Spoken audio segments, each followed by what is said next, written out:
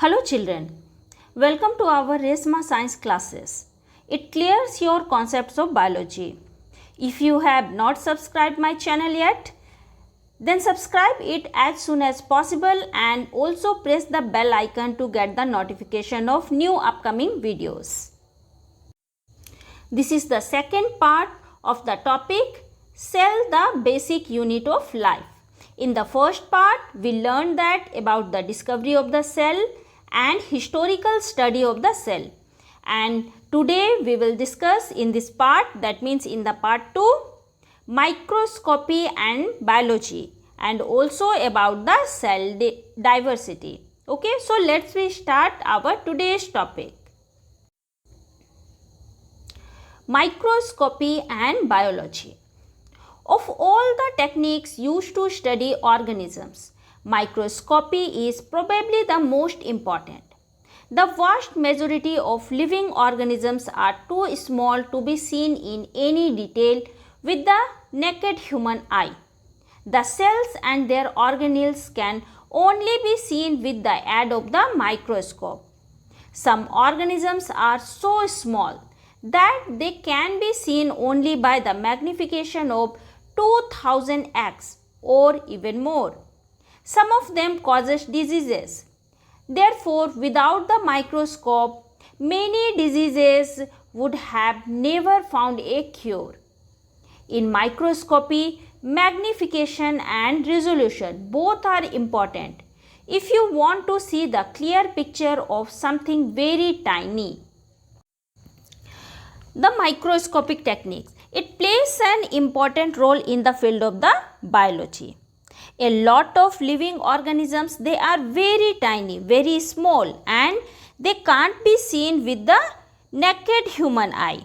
So these techniques, that means the microscopic techniques, these are used to study the microorganisms, cells and their content, and also the study of genes. Some organisms are very tiny that they can only be seen by using the magnification of the 2000x or even more.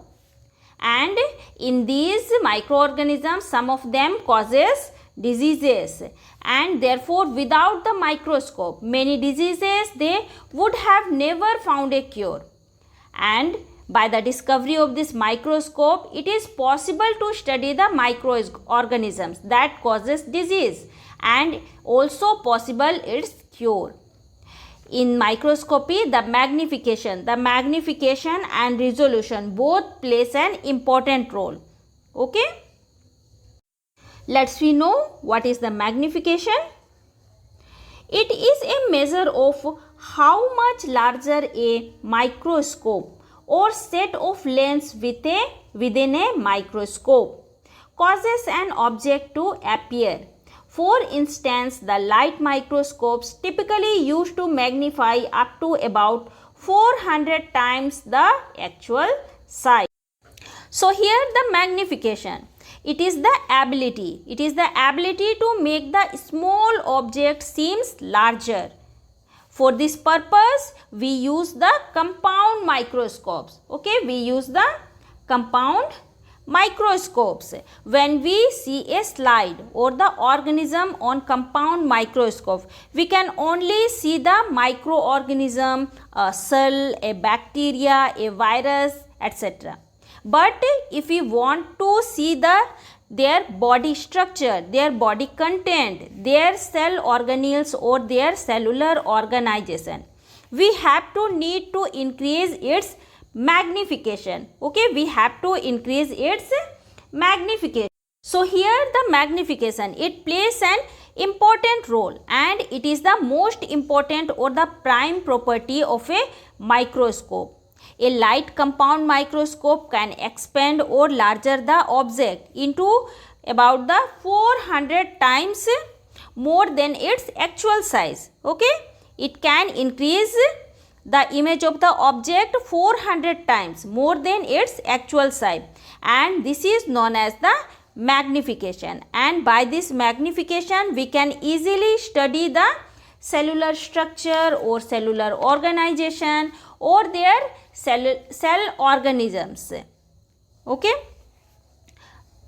But some microscope, some heavy microscope, it has the higher capacity. It can also magnify the object 400 times to 1000 times larger, and or also can increase the 3000 times more larger than its actual size. And by this magnification we can able to see anything, any part of the cell, any cellular organization of the cell.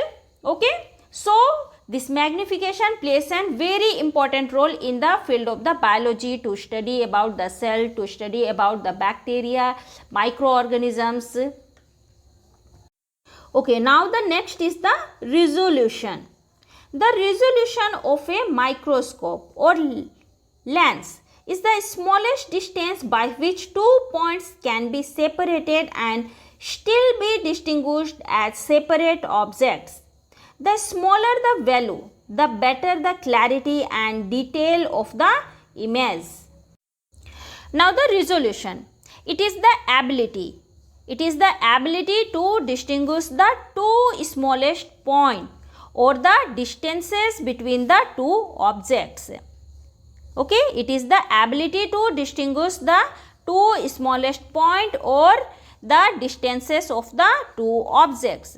We have, that means in our eye we have a fixed resolution power. That's why we can't distinguish the very small points or the very small distances between the cell or the cellular organization or the cell organelles. We have a fixed resolution power, and the resolution power of a microscope is larger than our eye. That's why by the use of the resolution power of the microscope we can easily distinguish very small points or the very small differences between the objects or the cell organelles. And therefore this resolution power of microscope, it is used to the better study, clarity and the detailed study of the image of the cell or the microorganisms. So this resolution and magnification both plays an important role in the field of the biology. Here in this table, the units of measurement of microscopic organisms are given below. These measurements or measures, these are used for very small microscopic organisms or the microorganisms. Let's we see this. The first is the millimeter, and its symbol is mm, and its value is 10 to the power minus 3 m. The next is the micrometer, and its symbol is mu m, and its value is 10 to the power minus 6 m. Next is the nanometer, and its value is, not the value, its symbol is nm, and its value is 10 to the power minus 9 m. Next is the picometer, and its symbol is pm, and its value is 10 to the power minus 12 m.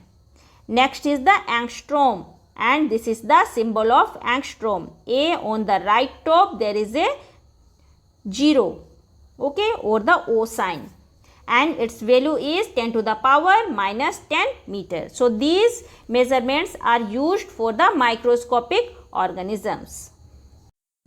Okay, now let's we see about the cell diversity. All the cells are not alike. They show a great variations in their number, shape and sizes. So all the cells, either it is the plant cell or the animal cell, they are not alike, they are not same. They show great variations in their structure, their number, their shape and sizes. They all are different in their structures. Okay. Okay, you can see here in this picture different types of body cells. These are the different types of different structure of body cells. These all body cells are present inside our human body. You can see here in the first, it is the stem cell. You can see its structure. Okay, the next is the bone cell, and it is its structure. Next is the blood cell and the muscle cell. These all cells are different from each other in their structure, in their size and the shape. Okay, you can see here, these are the fat cell, these are the skin cell, these are the nerve cell, these are the endothelial cell. Next is the sex cells, pancreatic cell and the cancer cell. These all are different in their structure, in their shape, in their number and in their sizes. Next is the cell number. The number of the cell in an organism depends upon the size of the organism. In comparison to large organisms, the small organisms have less number of cells. The organisms that are made up of single cell are called as the unicellular organisms. The examples are amoeba and paramecium. On the other hand, most of the plants and animals are made up of the numerous cells and they are called as the multicellular organisms. Examples are human beings, insects, birds and the plants like the neem, rose and the wheat. The number of the cells in an organism, it totally depends upon the size of the organism. If the organism is larger, then its number of cell is large. But if the organism is small, then in this case the number of cells are less. Okay. So in comparison to the large organisms, the small organisms have less number of cells. Some organisms, they are made up of single cells. They have only one cell and those organisms are known as the unicellular organisms. Here the uni, that means the single, and cellular means made up of single cell. The examples are the amoeba, paramecium, chlamydomonas. These are the unicellular organisms. And the other, they are made up of the numerous cells. Those are known as the multicellular organisms. That means here the multi means many. Many cells, made up of many cells. Those are known as the multicellular organisms. And the examples are human beings, insects, birds and the plants. These are the examples of multicellular organisms. So the number of cells in an organism, it depends upon the size of the organism. Let's we come to cell size. Size of the cell varies from microscopic to large one. Bacterial cell is the smallest cell. Nerve cell is the longest and the egg cell is the largest. The size of the cell, it also differs. It also varies from the microscopic organism to the large organism. You can see here the bacterial cell. This bacterial cell, it is the smallest cell, whereas the nerve cell, it is the longest cell and the egg cell, it is the largest cell. Okay, let's we see in this picture. You can see here different sizes of the cells, an ostrich egg and a hen egg. In this too, an ostrich egg, it is the biggest egg cell in the whole organism world. Okay, and you can see this is the hen's egg, this is the smallest, and this is the ostrich egg, this is the largest. We can see by the other pictures. Okay, in this picture you can see the smallest and the longest cell. This is the picture of a bacterial cell. This is the picture of a bacterial cell, and this bacterial cell, this is the smallest cell. This is the smallest cell, and this is the nerve cell of our body. This is the nerve cell of our body, and this is the longest cell. Okay, this is the longest cell. Okay, these are the largest cell. This is an ostrich egg and this is the hen's egg. So The egg cell, it is the largest cell, and the ostrich egg cell, it is the largest egg cell. The next is the cell shape. All living cells show a great variety in their shape, which is determined by the functions that a particular cell performs. For example, the red blood cells are biconcave, the cells of the Chlamydomonas is oval shaped, the Spirogyra a multicellular alga, singular of algae. It has a cylindrical shaped body, and the amoeba is in irregular shape, and the paramecium is in slipper shape. Okay, the shape of the cell, these are also different in different organisms. Okay, all living cells, they have a great difference in their shapes, and this is depends on the function that a particular cell performs. It depends on the function. Okay, the examples you can see here in this picture. This is the amoeba. This is made up of only one cell. It has a irregular shape. You can see here it has a irregular shape. It has no fixed shape. The next is the Chlamydomonas. This is the Chlamydomonas, and it has an oval shape. Its body is oval shaped. And the red blood cells, these are biconcave in shape. Like that, the Spirogyra, it is a multicellular alga. It has the cylindrical shaped body. Okay, and the paramecium, it is in slipper shaped. Its body is slipper. Okay, you can see here in this picture, this is the paramecium.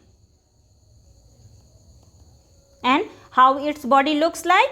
Its body looks like a slipper. Okay, its body look like a slipper. That's why it is also known as the slipper shaped animalcule. Okay, now here it is the amoeba, and it has the irregular body shape. Here this is also the amoeba, and here it is the euglena. Okay, this is the euglena. This is the euglena. Okay, it has the tentacles. Now the next, it is the diatoms. This is the diatom. So this all cell has the different shape, and this is depend upon by the function that a particular cell performs. So in the cell diversity, all the cells are not equal in number, not equal in size, or not the equal shape. They all are different in their number, in their size, and in their shapes. I hope you all understood this part of this chapter very easily. And if you like my videos, then subscribe it, and also share to your friends and classmates. If you want to watch my previous videos, links are given in the description box. And if you want to watch my new upcoming videos, then subscribe my channel and also press the bell icon to get the notification of new upcoming videos. Okay, till then, bye and thank you. Have a nice day.